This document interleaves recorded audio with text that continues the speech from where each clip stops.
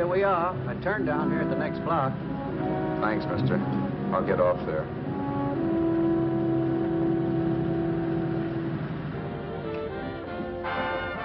Want anything else? No. Hey, you. Me? Yeah, you. Where you heading? East. Too bad. I thought if you was heading north, I might be able to help you out. I'm pushing the Salt Lake, and I don't like to ride it alone at night. I'm one of those guys that got to talk or I fall asleep. Oh, sure, now my partner, he's got Lou to keep him company, but I ain't got nobody at all. Where you coming from? West. Yeah, sure, I know, but where, L.A.? Maybe. Got a cousin out in L.A. You don't say. Yeah, he's been out. You're not much of a talker, are you? My mother taught me never to speak to strangers. Oh, a wise guy. So what? Okay, don't get sore. Just trying to be sociable, that's all. Hey, Glamorous. You change for a dime, will you?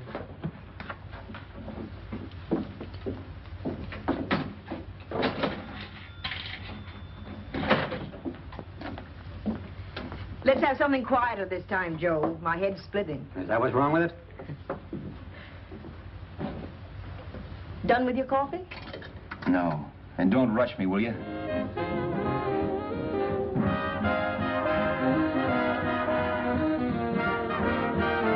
Hey, turn that off. Will you turn that thing off? What's eating you now? Yeah, what's eating you? That music, it stinks. Oh, you don't like it, huh? No, turn it off. Oh, wait a minute, pal. That was my nickel, see?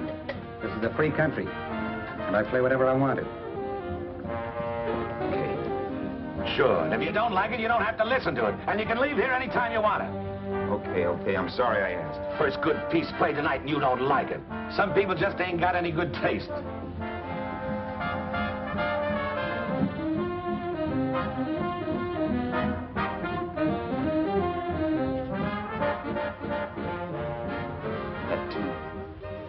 That tune. Why was there always that rotten tune? Following me around, beating in my head, never letting up. Did you ever want to forget anything? Did you ever want to cut away a piece of your memory or blot it out? You can't, you know. No matter how hard you try. You can change the scenery. But sooner or later, you'll get a whiff of perfume or somebody will say a certain phrase or maybe hum something. Then you're licked again. I can't believe that you're in love with me. I used to love that song once. So did the customers back in the old Break at Dawn club in New York. I can't remember a night when I didn't get at least 3 requests for it. Sue, she was always selling it too. Those were the days.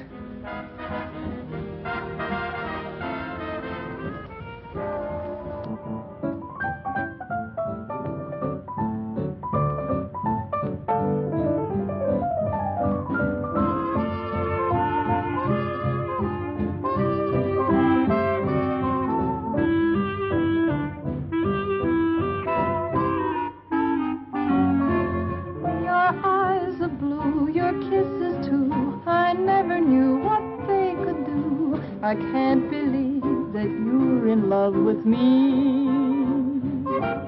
You're telling everyone you know that I'm on your mind each place you go. They can't believe that you're in love with me. I have always placed you far above me. I just can't imagine that you love me. And after all is said and done, to think that I'm the lucky one, I can't believe that you're in love with me.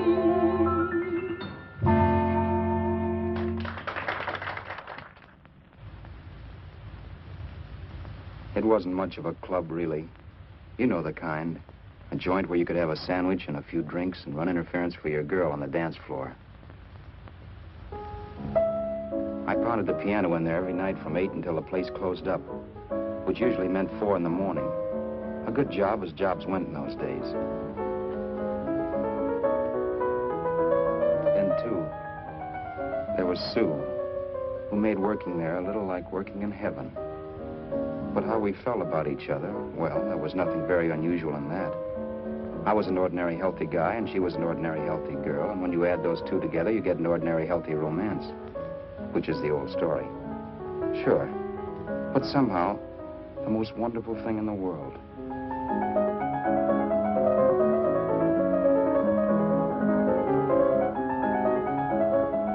All in all, I was a pretty lucky guy.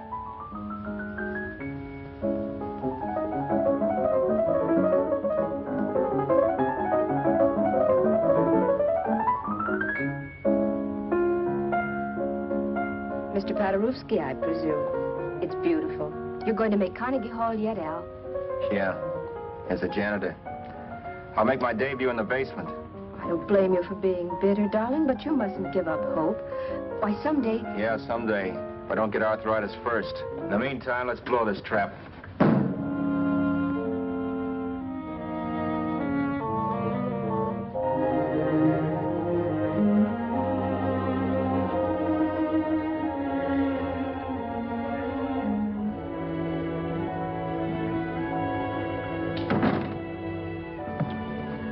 Like to get something to eat, hon? Oh, I don't think so, Al. I lose my appetite working in this flea bag. Let's go home. Okay.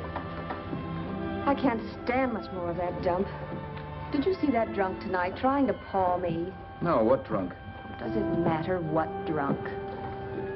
Say, what's the matter with you tonight, darling? That's the third time you started to tell me something and then stopped. We shouldn't have any secrets from each other, Sue. Next week, we're going to make with the ring and the license. You and me will be a team. Yes, that's right. In the Bush League. I don't get you. We've been struck out. It's a funny way to talk, darling.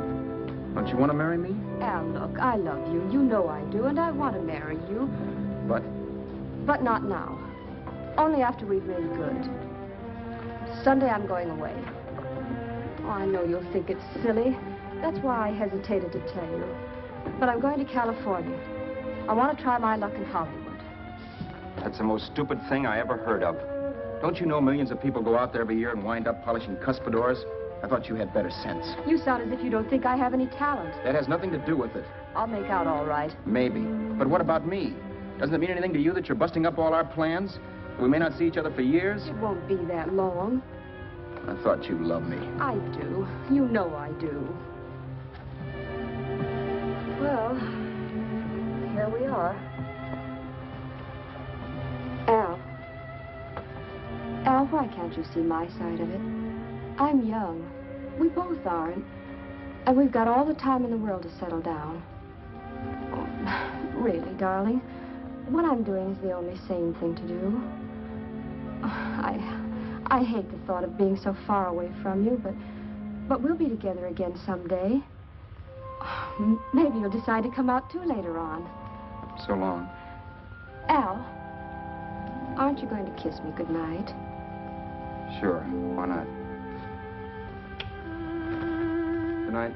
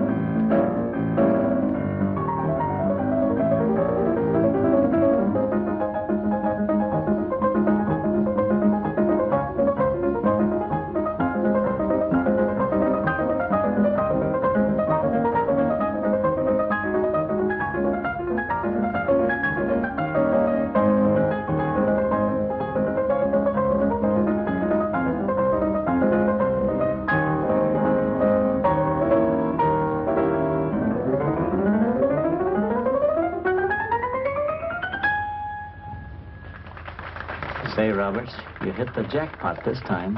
$10. Thanks.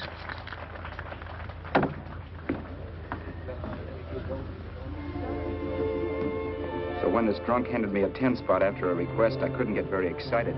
What was it, I asked myself? A piece of paper crawling with germs. Couldn't buy anything I wanted. It couldn't... Then I thought of something.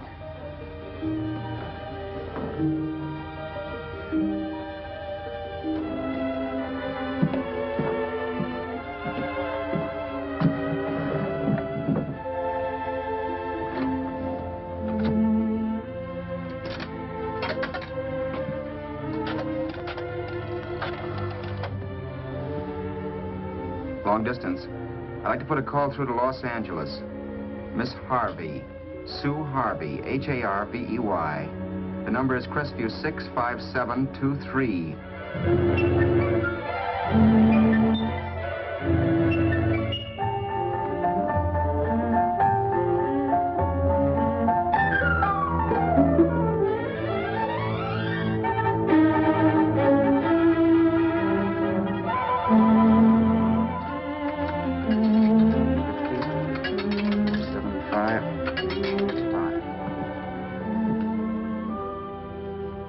Hello, Sue?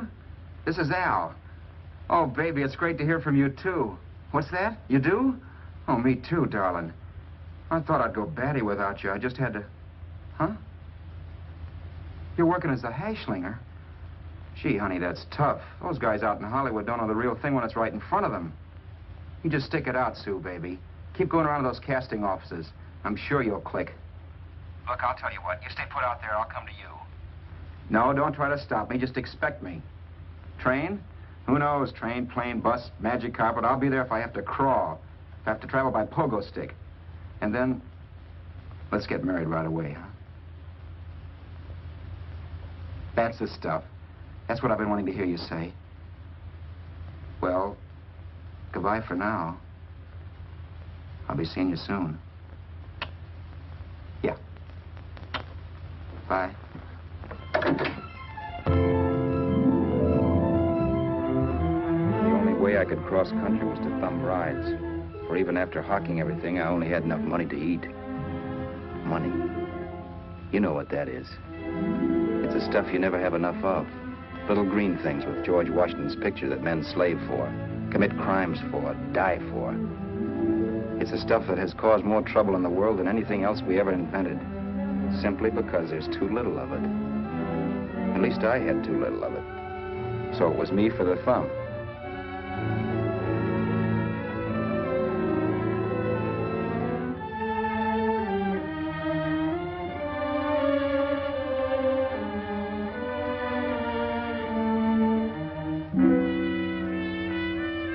Ever done any hitchhiking? It's not much fun, believe me. Oh, yeah, I know all about how it's an education, how you get to meet a lot of people and all that. But me, from now on, I'll take my education in college, or in PS 62, or I'll send $1.98 in stamps for 10 easy lessons.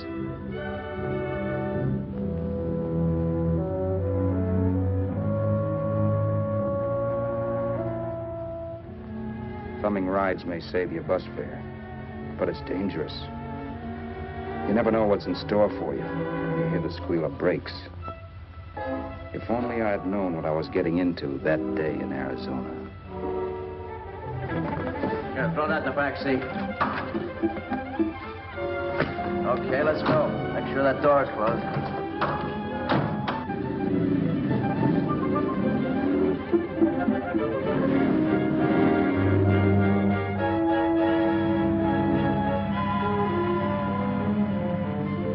You know, Emily Post ought to write a book of rules for guys thumbing rides. Because as it is now, you never know what's right and what's wrong. We rode along for a little while, neither one of us saying anything. I was glad of that. I never know what to say to strange people driving cars. Then, too, you can never tell if a guy wants to talk. A lot of rides have been cut short because of a big mouth. So I kept my mouth shut until he started opening up. Hand me that little box in the compartment, will you, pal? Hold the wheel, will you?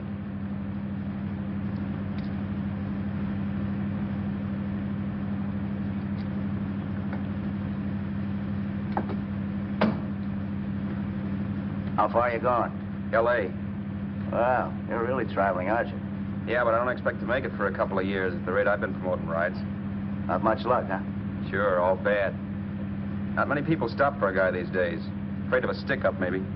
They can't blame him. Where you coming from? New York? Well, New York. You're in luck this time. I'm going all the way. Right through to Los Angeles. You drive a car? Sure. Whenever you're tired, let me know. I'll holler. I guess at least an hour passed before I noticed those deep scratches in his right hand. They were wicked.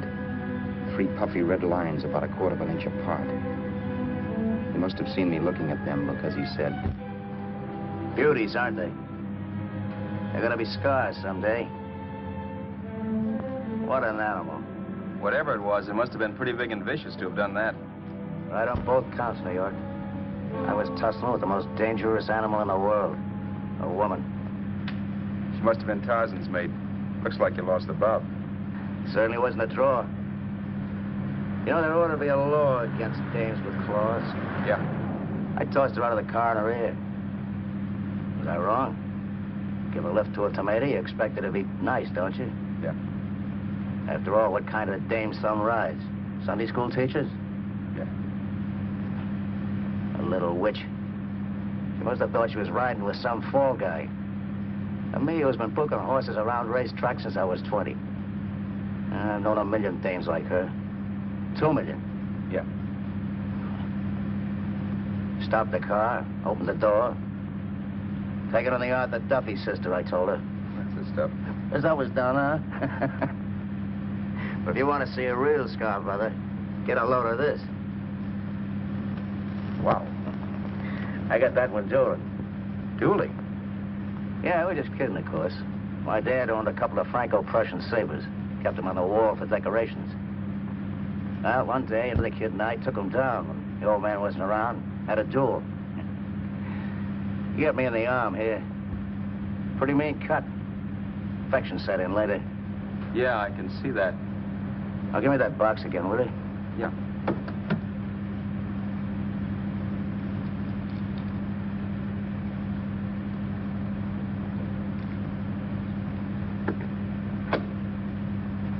Pain made me lose my head, I guess. I began slashing. Before I knew it, I'd put the other kid's eye out. That was tough. Well, it was just an accident, of course. Do you know how kids are? I got scared and decided I was going to run away from home. Old man almost caught me when I was packing my duds. The bloody rag I had wrapped around my wrist hadn't caught his attention. You'd seen the bundle for sure. But I beat it when he was phoning for a doctor. That was 15, 16 years ago. I haven't been home since. Pull in there for a bite or something, huh? a bite or something. Brother, was I hungry. I hadn't had anything in my stomach for hours. Yet even with that gnawing in the pit of my belly, I didn't want to be in too big a rush to put on the feed bag. First, I had to make sure this guy knew the score. If I got him down on me, goodbye ticket to Hollywood. I'll wait out here for you, mister. If it's the money, don't worry about paying for it. This time it's on me.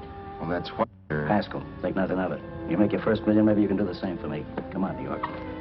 I gotta make the West Coast by Wednesday. There's a horse running at Santa Anita named Parrot Bicycle. Means the to me if I'm on him. We'll make it all right.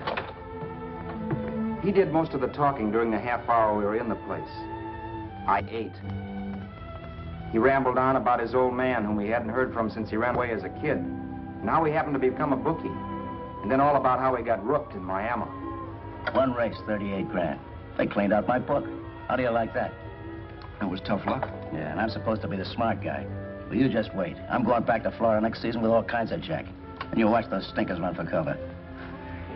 Want anything else? No, thanks. I've had plenty.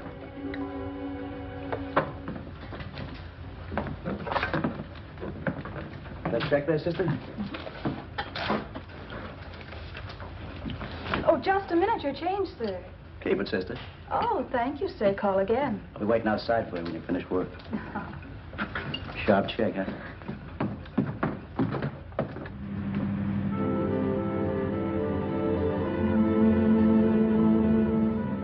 all that night while Haskell slept like a log. After a while, I began to get sleepy myself. I was happy, though. Soon I'd be with Sue again. The long trip was practically over, and there'd be no more hoofing it down the concrete. I began to think of the future, which couldn't have been brighter if I'd embroidered it with neon lights. It was nice to think of Sue shooting to the top. It's amazing what a full belly can do to your imagination.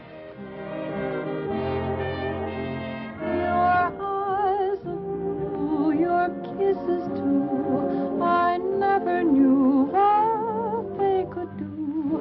I can't believe that you're in love with me. You're telling everyone you know I'm on your mind each place you go. I can't believe that you're in love with me.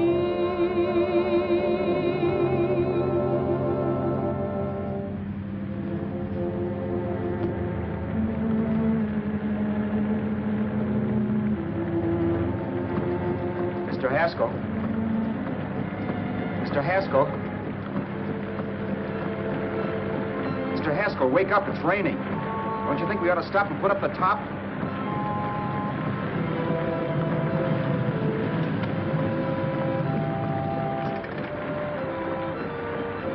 Mr. Haskell, I'm going to put up the top.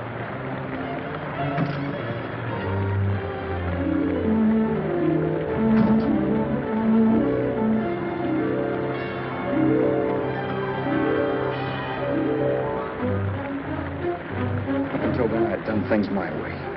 But from then on, something else stepped in and shunted me off to a different destination than the one I had picked for myself. For when I pulled open that door... Mr. Haskell, what's the matter? Are you hurt? Are you hurt, Mr. Haskell? Start your sermon. I'll listen to it. But I know what you're going to hand me even before you open your mouths. You're going to tell me you don't believe my story of how Haskell died and give me that don't make me laugh expression on your smug faces. I saw at once he was dead, and I was in for it. Who would believe he fell out of the car? Why, if Haskell came too, which of course he couldn't, even he would swear I conked him over the head for his dough. Yes, I was in for it. Instinct told me to run, but then I realized it was hopeless. There were lots of people back down the road who could identify me. That gas station guy and the waitress. I would be in a worse spot then, trying to explain why I beat it. The next possibility was to sit tight and tell the truth when the cops came. But that would be crazy. They'd laugh at the truth. And I'd have my head in the noose. So what else was there to do but hide the body and get away in the car? I couldn't leave the car there with him in the gully. That would be like erecting a tombstone.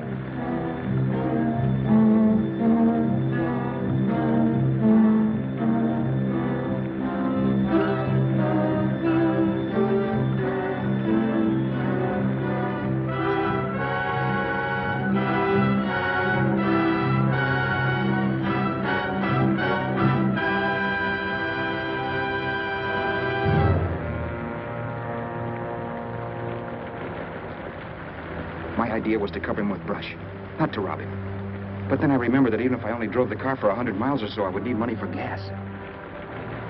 Besides, it was stupid of me to leave all that money on a dead man. Not only that, I'd have to take his driver's license in case I was stopped for something. I didn't like to think about it, but by that time I'd done just what the police would say I did, even if I didn't. My clothes. The owner of such an expensive car would never be wearing them. Some cop might pull me in on suspicion.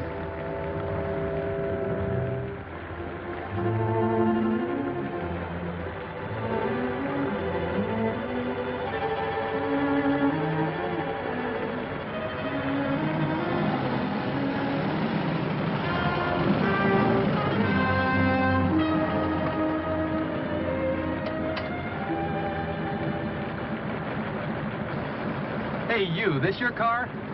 Don't you know better than to leave a car with the wheels halfway in the middle of the road? That's the way accidents happen. I'm sorry, officer. I was just putting up my top. I didn't think. Well, the next time, think. I'll let you go now, but watch your step in the future. I know that's a lonely stretch, but cars come by here once in a while, and we have plenty of crack-ups. Thanks, officer.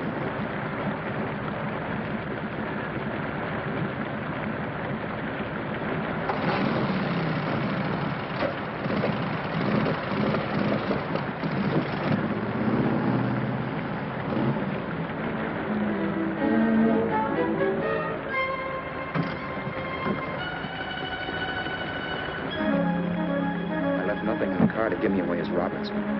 If they found a dead man in the gully now, it would be me.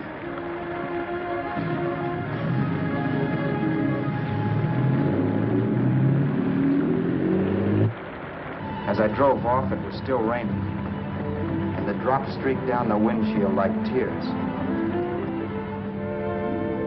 I kept imagining I was being followed and that I could hear sirens back in the distance. Just how long it took me to cover the 60-odd miles to the California state line, I don't know. I lost all track of time. But the rain had stopped and the sun was up when I pulled up to the inspection station. Hello? Carrying any fruits or vegetables? No. Any livestock or poultry? No. I'd like to see your registration and driver's license, please. Anything in the baggage compartment? Just baggage. Charles Haskell, Jr., age 30, brown eyes, dark hair. Identifying marks, none. Are you Charles Haskell, Jr.? Yes. Well, remember, if you're employed and you stay over 30 days, you take out California plates. All right, officer, but I'll only be in the state a short while. Right, you can go now.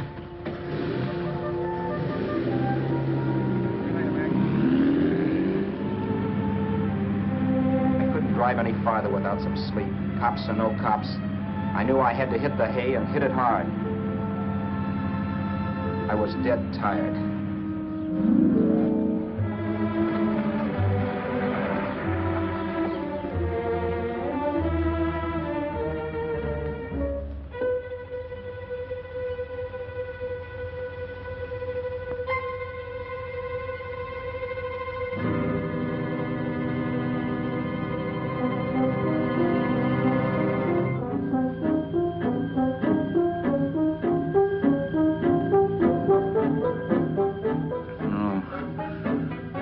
Mr. Haskell. No.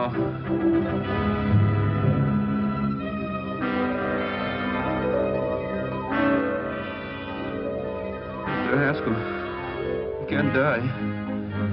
Don't think I did it. No, Mr. Haskell. No.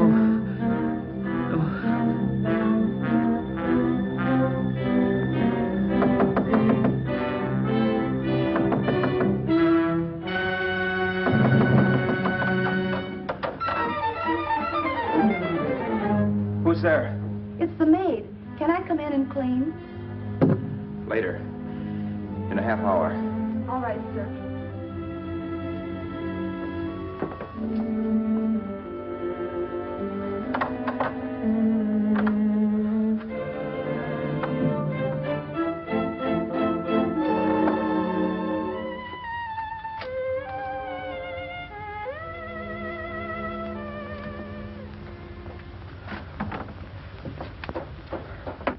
There was no time to lose. Every minute I had to be Charles Haskell was dangerous. And I'd have to be Charles Haskell until I got to some city where I could leave the car and be swallowed up.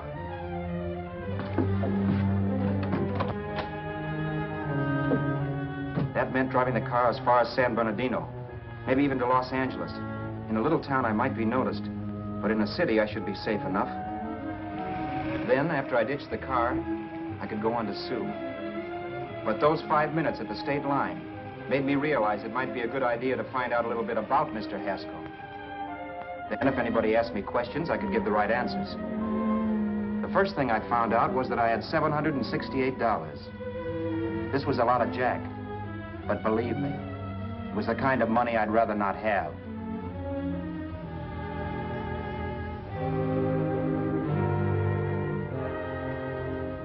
And then I found out from a letter Haskell was carting around in his bag that he wasn't the open-handed, easygoing big shot who went around buying dinners for strange hitchhikers. Before I got done reading it, I saw him more as a chiseler.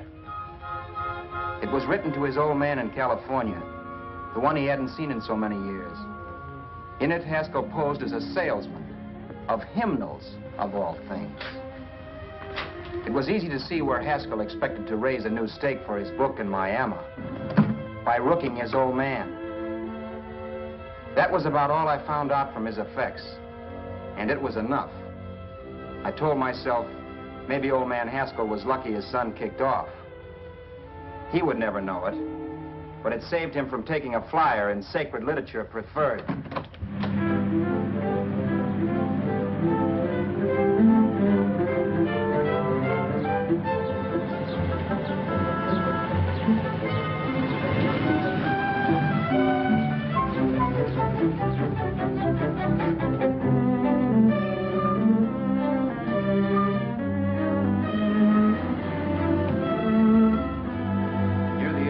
Desert Center, I pulled up for water.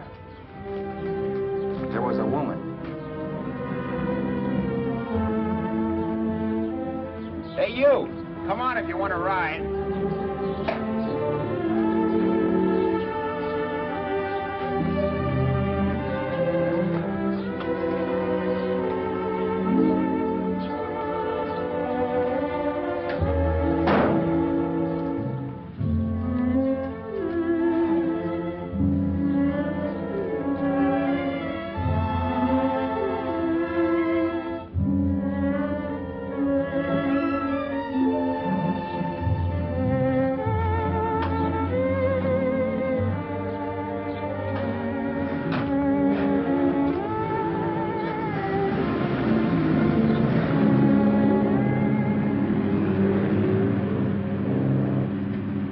How far are you going?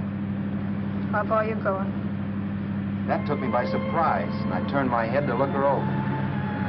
She was facing straight ahead, so I couldn't see her eyes. But she was young, not more than 24. Man, she looked as if she'd just been thrown off the crummiest freight train in the world. Yet, in spite of this, I got the impression of beauty. Not the beauty of a movie actress, mind you, or the beauty you dream about when you're with your wife, but a natural beauty. A beauty that's almost homely because it's so real. Then suddenly she turned to face me. How far did you say you were going? Los Angeles? L.A.? L.A.'s good enough for me, mister. That's what I was afraid of. What'd you say? Oh, nothing, just thinking out loud. People get in trouble for doing that. What's your name? You can call me Vera if you like. You live in Los Angeles? No. Where are you coming from? Oh, back there. Needles? No. Oh, sure, Phoenix. You look just like a Phoenix girl. Are the girls in Phoenix that bad? The girl must have been pretty tired because she fell asleep not 20 minutes after she stepped into the car. She lay sprawled out with her head resting against the far door, like Haskell. I didn't like that part of it much, but I didn't wake her up. It wasn't that this girl still worried me. I'd gotten over that funny feeling I had when she looked at me, which I put down as just my jangled nerves. With her eyes closed and the tenseness gone out of her, she seemed harmless enough. And instead of disliking her, I began to feel sorry for her. The poor kid probably had had a rough time of it. Who was she anyway? And why was she going to Los Angeles? And where'd she come from in the first place? The only thing I knew about her was her name. Not that it made any difference. A few hours more and we'd be in Hollywood. I'd forget where I parked the car and look up Sue. This nightmare of being a dead man would be over. Who this dame was, well, it was no business of mine. Where did you leave his body? Where did you leave the owner of this car? You're not fooling anyone. This buggy belongs to a guy named Haskell. That's not you, mister. You're out of your mind. That's my name, Charles Haskell. I can prove it. It's my driver's Save license. yourself the trouble, mister. Having Haskell's wallet only makes it worse. It just so happens I rode with Charlie Haskell all the way from Louisiana. He picked me up outside of Shreveport. You rode? You heard me. Then it all came back to me. All the talk about dueling and scars and scratches. There was no doubt about it. Vera must be the woman Haskell had mentioned. She must have passed me while I slept. Well, I'm waiting. My goose was cooked. She had me. That Haskell guy wasn't dead yet. He wasn't stretched out stiff and cold in any Arizona gully. He was sitting right there in the car, laughing like mad while he haunted me. Well? There was nothing I could say. It was her move. Vera, whatever her name was just my luck picking her up on the road. It couldn't have been Helen, or Mary, or Evelyn, or Ruth. It had to be the very last person I should ever have met. That's life. Whichever way you turn, fate sticks out a foot to trip you.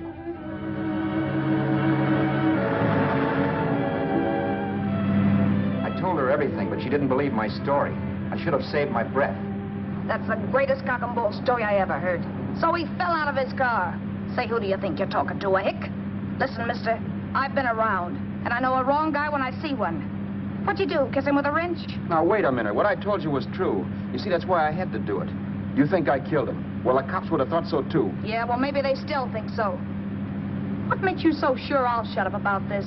Girl, I'm innocent. Give me a break, will you? It won't do me any good having you pinched. The cops are no friends of mine. Now, if there was a reward, but there isn't. Thanks. Don't thank me yet. I'm not through with you by a long shot. Let's see that roll.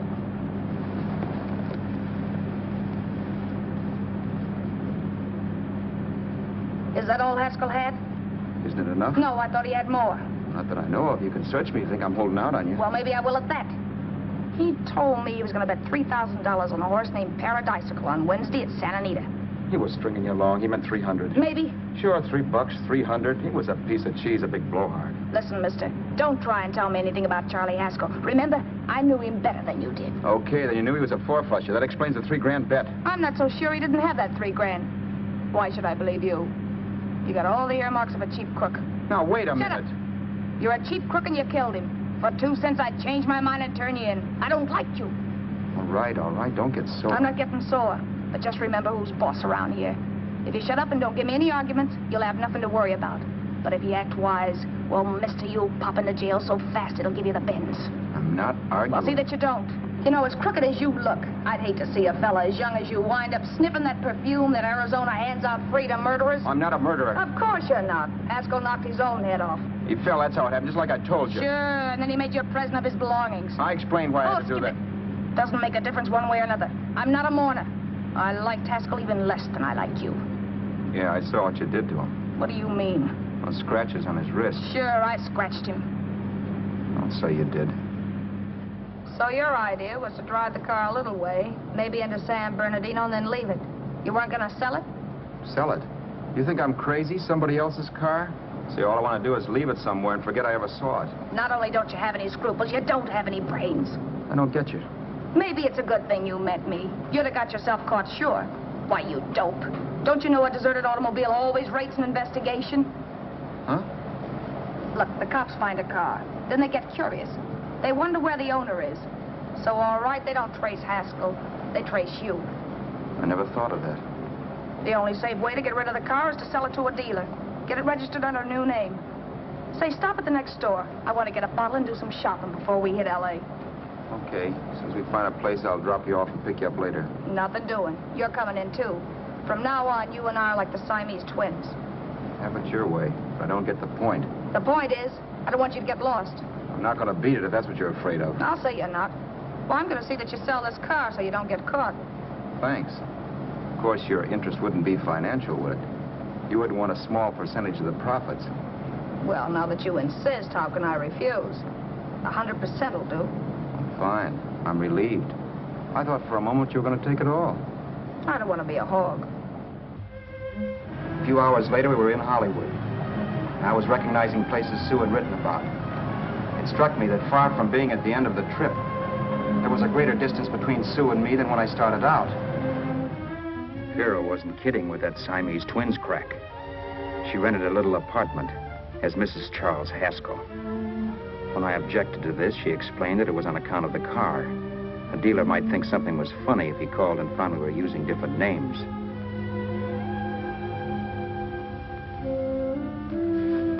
Home, sweet home.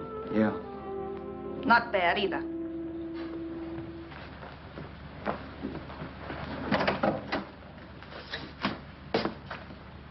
In case there's any doubt in your mind, I'll take the bedroom. Yeah. Sure is stuffy in here.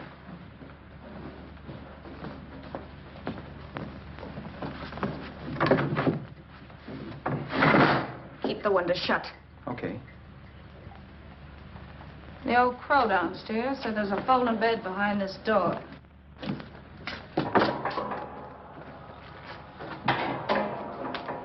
You know how to work it? I invented it. Some joint. One can't have everything.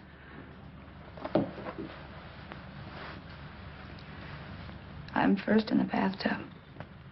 I don't know why, but I figured you would be.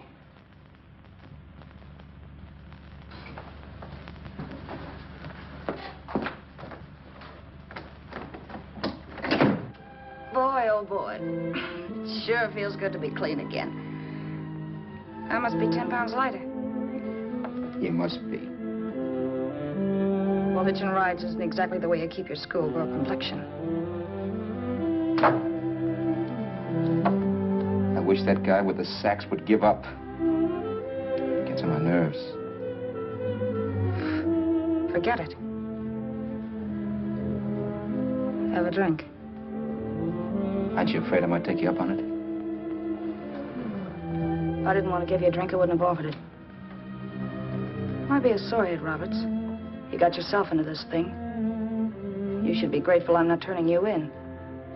Why, if I wasn't regular, you'd be in the pen this minute, being photographed, fingerprinted, and being pushed around by the cops. So cheer up. Get rid of that long puss. Or is your conscience bothering you?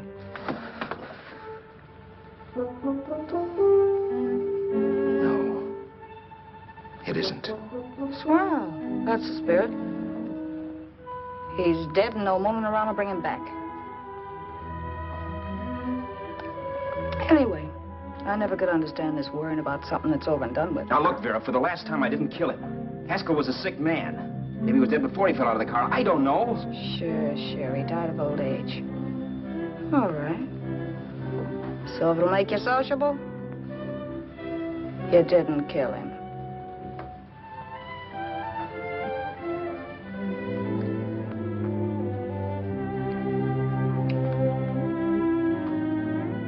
Thanks.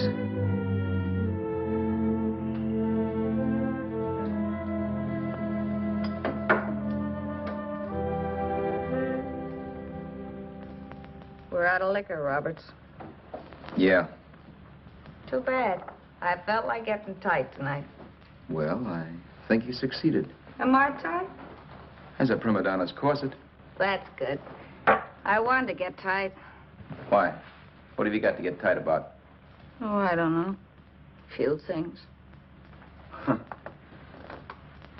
You should have my worries. If I had your troubles, I'd stay sober. And I've got the key to that door. Yeah. Maybe you're right. I'm always right. You know, I don't like your attitude, Roberts. Well, there's a lot of things I don't like. Sure. But life's like a ball game. You gotta take a swing at whatever comes along before you wake up and find it's a ninth inning. You read that somewhere. That's the truth, Roberts. All you do is bellyache. Taking it easy and, well, trying to make the best of things. But maybe that's what's wrong with the whole world. Get the professor. People knock themselves out trying to buck fate. Now, take you, for instance. You're lucky to be alive. Why, suppose Haskell had opened your door. You'd be playing a harp now. Think of that. You think of it. I'm tired of thinking. There's plenty of people dying this minute. I would give anything to trade places with you. I know what I'm talking about. I'm not so sure. At least they know they're done for. They don't have to sweat blood wondering if they are. Your philosophy stinks, pal. We all know we're going to kick off someday. It's only a question of when. But what got us on this subject anyway? We'll be discussing politics next. Yeah. Where'd you hide the butts? On the table, sucker.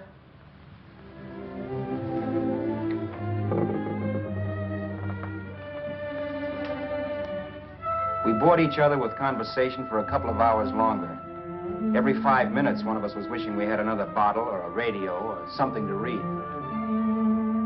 Then finally, we ran out of chatter. I know it's only 11 o'clock, but I want to get up early and make the rounds of the used car lots. No hurry about that. We got all the time in the world. Maybe you have, but if you think I want to stay cooped up in this place any longer than I have to, you're batty. It's not a bad place. Pay plenty for diggings like this in New York. I wouldn't like it if it was the Ritz.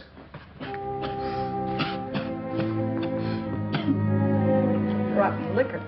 You got a mean cough. Want to do something about it. I'll be all right. That's what Camille said. Who? Nobody you know. Wasn't that the dame that died of consumption? Yeah. Wouldn't it be a break for you if I did kick off? You'd be free with all Haskell's dough and car. I don't want to see anybody die. Not even me. Especially not you. One person died of me. If you did, well, that's all I need. You don't like me, do you, Roberts? Like you? I love you.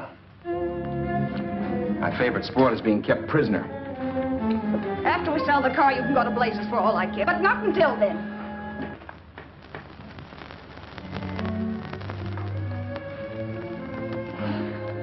I'm going to bed.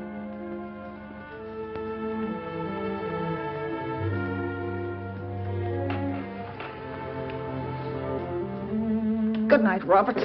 Don't try and sneak away during the night. All the doors are locked. Anyway, if I find you gone in the morning, I'll notify the police. They'll pick you up. Don't worry, I know when I'm in a spot. Well, good night. I hope that portable rack isn't too uncomfortable for you. Don't lose any sleep over it, will you, Vera?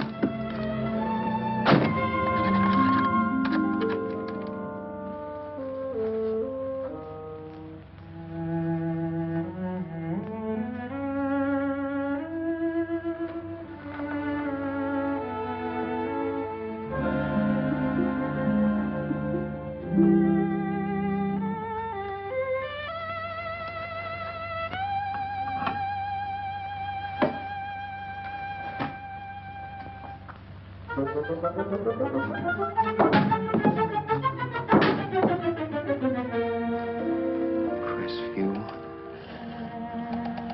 6, 5, 7, 2, 3. Hello? Hello? Hello? Hello?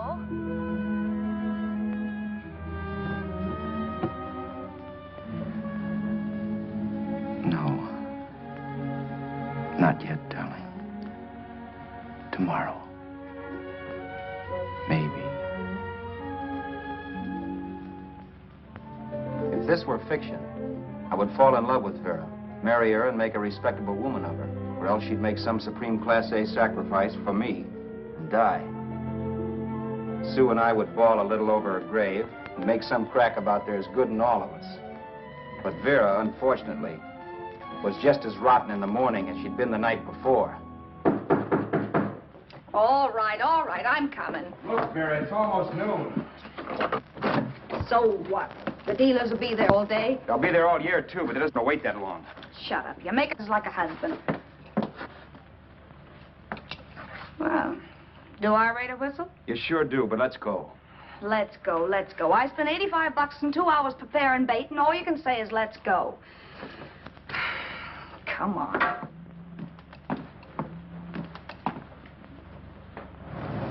We passed a few used car lots last night down this way. What do you think we can get for this heap? I don't know. Plenty. You let me handle everything. Think we can get $2,000? I don't know, but don't worry. I'll squeeze as much out of this guy as I can. If I let it go cheap without a fight, he might think we've stolen the car. And listen, don't make any slips and call me Roberts. That'll cook us. I don't need you to tell me that. You better just sit by and keep your mouth closed. Remember, we're both in the soup if anything happens. Forget it and drive. You're my wife, Vera Haskell. Look, after the deal's closed, let's go back to that place on Hollywood Boulevard where I saw the fur jacket.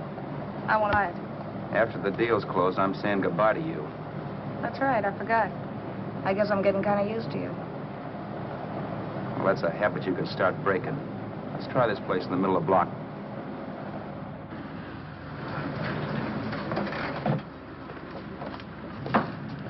Good afternoon. What can I do for you? We're interested in selling a car. If the price is right. Well, if it's in good mechanical condition, it should blue book for about $1,600. Tony, take a look at this motor. 1,600. Are you kidding?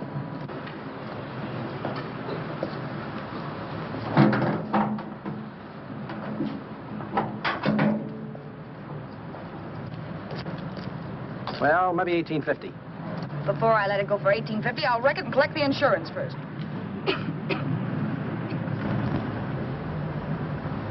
Lady, this motor's seen a lot of driving.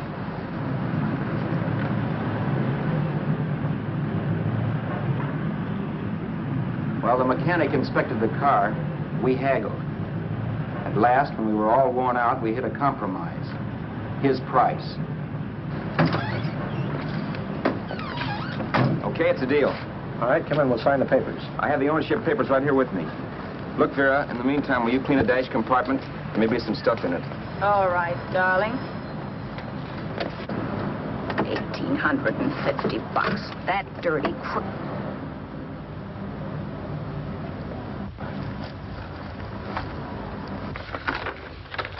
In New York, huh? Yeah. But you bought the car in Miami. Yeah. Well, now let's see about the insurance. We can either have it transferred or canceled. What kind of insurance do you have, Mr. Haskell? Well, aren't all the papers there? I don't see any. Surely you know what type of insurance you carry in the car. The name of the company? Yeah, but, Well, if you'll just tell me the name of the company, I'd be very glad to take care of all the details. well, Did you sign the papers yet? not yet. Well, don't. We're not selling the car. Well, wait a minute, Mrs. Haskell. Come on, darling. What's the matter? You changed your mind? Yes, I'm sorry. I guess I have. But, Vera... Let's go.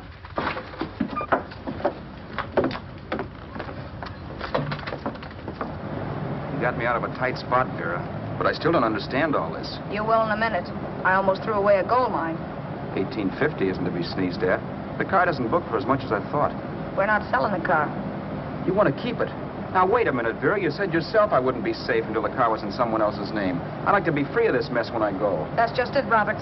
You're not going. There's a drive-in at the next corner. Pull in there and we'll get a bite to eat. And I'll explain. What is this, another one of your brilliant ideas?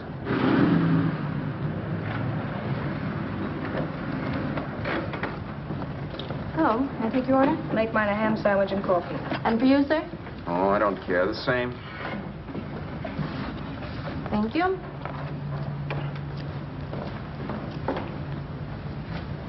Get this, Vera. I've been pretty patient so far. I've done everything you asked me to do, but no more. Shut up. You've taken Haskell's money. And you can have the dough we get from selling the car. But you're not going to keep me a prisoner. It's a good thing I bought the paper. Take a look at that. Vera, I'm in no mood. Read that.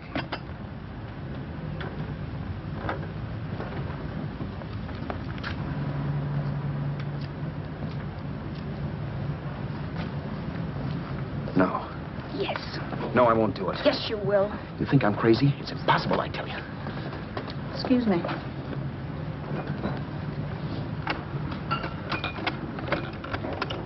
Blow the horn when you're through. No one could possibly get away with an act like that. It'd be wise to me in a minute. Don't be yellow. You look enough like him. The same coloring and the same build. See how his clothes fit you? No kidding, you almost had me fooled for a while. Oh, grow up, Vera. Don't you think a father knows his own son? And there must be other relatives. The father won't have to know you. We'll wait till he gives up the ghost. He's an old geezer and he won't pull through. And as far as other relatives are concerned, they haven't seen you in 15 or 20 years. Eat. I'm not hungry. And I won't do it. It's not as tough as it sounds.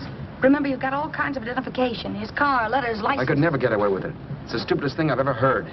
The old boy has scads of dough. Look in the paper there. Personal fortune assessed at over $15 million. He'll leave plenty, I tell you. Maybe he cut off his son. How do we know? It's out, Vera. I won't have anything to do with it. I think you will. Look, Vera, I'll do anything within reason. But not that. So forget it. Find yourself another stooge. You sap. You'll be fixed for the rest of your life as Charlie Haskell. You can take your inheritance and go away. No more worrying about the rent, no sweating, scheming, wondering where your next meal's coming from. Think about that, Roberts. Vera, please, you're talking too loud. On this, I'm splitting 50-50 with you. Sure, why not? We're both alike, both born in the same gutter. Now, take it easy, Vera. There's people around here. You don't know what you're talking about. We'll wait till we read that old man Haskell's dead. Then you show up. Like you read in New York that he was sick. No. Suppose he doesn't die. He will. I know he will. Something tells me. But as much as I insisted I would have no part of her scheme, Vera was taking it for granted I would. Neither of us had our mind on the cards as we played that night. I knew we were just trying to kill time between newspaper editions. This was a death watch for Vera. Maybe it was for me, too. Don't you realize if I'm caught, they'll want to know where I got the car and stuff, and they'll have me on a murder charge. If you're smart, you won't get caught. I knock for 7. And if I'm caught, don't you realize you'll be out, too? 18 points. That gives me 30. How will I be out? You'll be out $1,850 we would have gotten on the car. Really, Vera, you'd be an awful chump if you threw away all that dough on a dizzy long shot. Let me sell the bus tomorrow. With the money it'll bring and what you've already got, a clever kid like you can run it up in no time. Then we'd both be in the clear. I'll be in the clear anyway. Maybe. Maybe. But if I got caught, I'd get good and sore at you, you know. You mean you'd squeal? Well, no, not squeal exactly. Never mind what you meant. Even if you did tell the cops I was in on it with you, what could they do to me? They might give me the same medicine they gave you. Yeah. A rope. But I'm on my way now. All they'll be doing will be rushing it. All right. But think of the $1,850 you'd lose. You'd kick yourself along the block and let it get away from you. I'll take the chance. Want another drink? You're being a goon. That's the way people wind up behind the 8 ball. Once they get a few dollars, they become greedy and want more. My. Caesar. Who? You know that Roman general? He got his for being greedy. He wasn't satisfied, so the final wind-up was he took the count. A couple of days ago, you didn't have a dime. Why, you were so broke you couldn't pay cash for a postage stamp. Now you've got almost $700 with $1,850 in the offing. Take my advice. Don't try for more. I'm tired of this game. Let's have some blackjack. Play solitaire. Okay, I will if that's the way you feel about it. That's the way I feel about it. Getting sore and throwing things won't help much, Roberts. I'm really doing you a favor. I help you out of a jam by keeping my mouth shut. I show you how to make some soft money. And what thanks do I get? Thanks. Sure. Or would you rather call the cops and told them you killed the man and stole his money? I didn't kill anybody. Yes, you did. No, I didn't. You know I didn't. All right, then. Suppose I call the cops. If you're innocent, what do you got to be scared of? Okay. Call them, you mutt. Go ahead and call them, see if I care. At least they'll give me a square deal. You want me to call them? You heard me. But I'm warning you. If I'm pinched, I'll swear you were in on it. I'll say that you helped me. If I fry, I'll get even with you. You wouldn't dare. You didn't. Yeah? Then try it and see. Call them. Yeah. Okay, I will.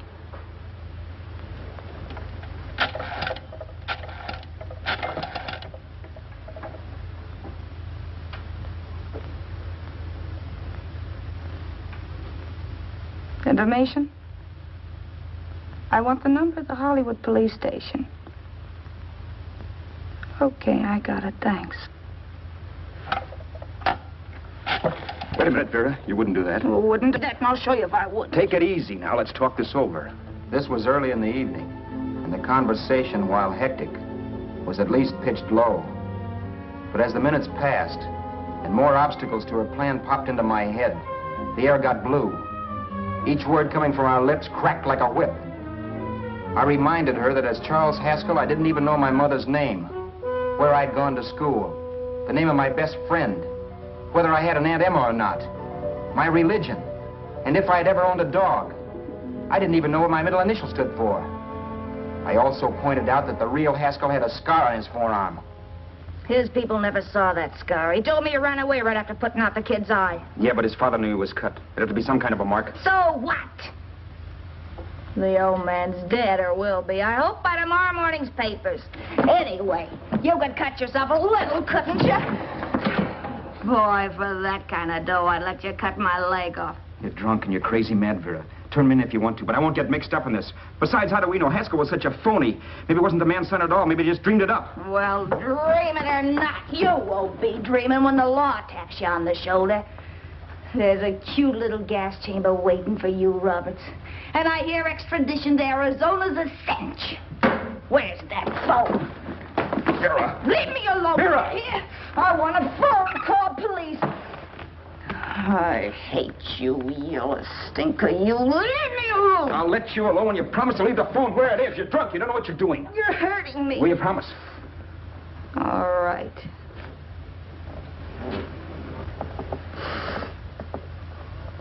You hurt me. I'm sorry, but... And it's hot in here. Open up a window. It's not hot. Don't tell me. Now, do you do it or do I do it? You're no gentleman, see? Yeah. All right. I'll open up the window.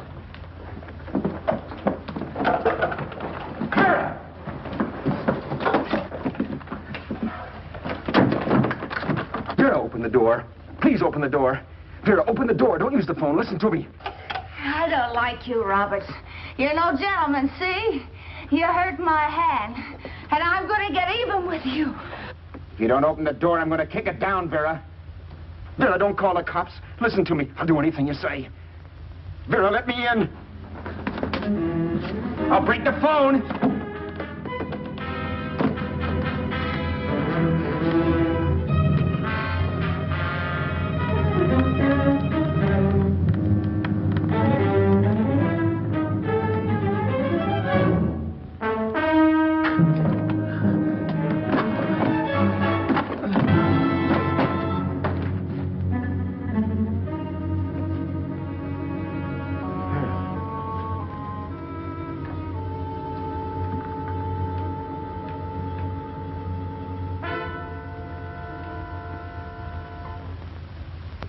The world is full of skeptics.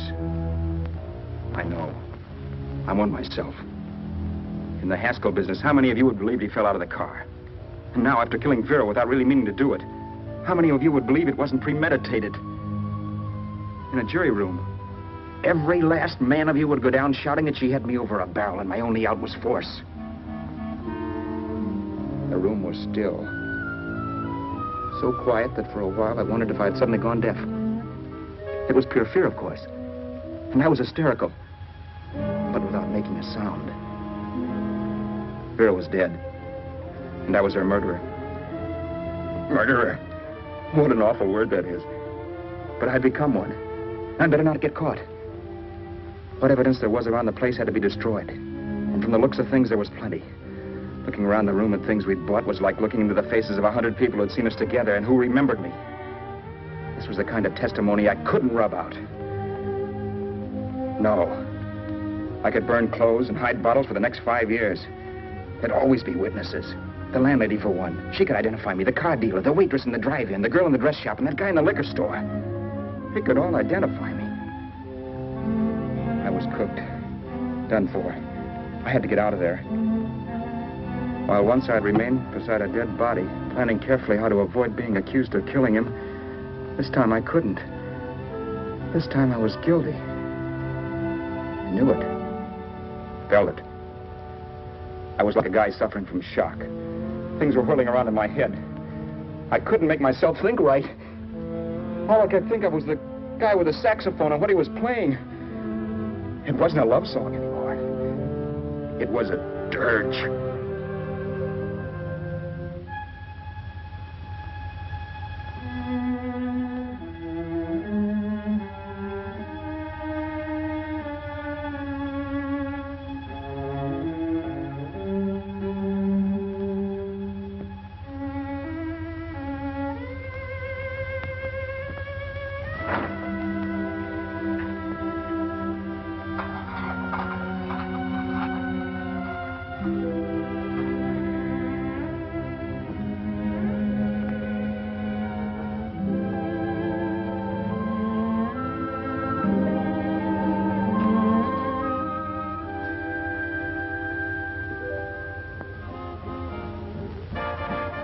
Problems weren't solved.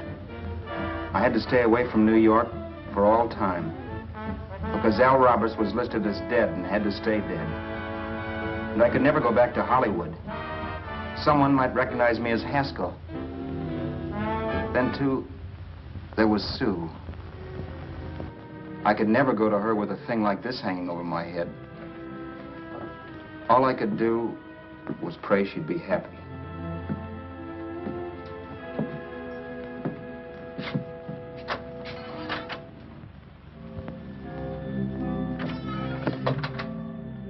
I was in Bakersfield before I read that Vera's body was discovered, and that the police were looking for Haskell in connection with his wife's murder. Isn't that a laugh? Haskell got me into this mess, and Haskell was getting me out of it. The police were searching for a dead man. I keep trying to forget what happened, and wonder what my life might have been if that car of Haskell's hadn't stopped. But one thing I don't have to wonder about. I know. Someday a car will stop to pick me up that I never thumbed.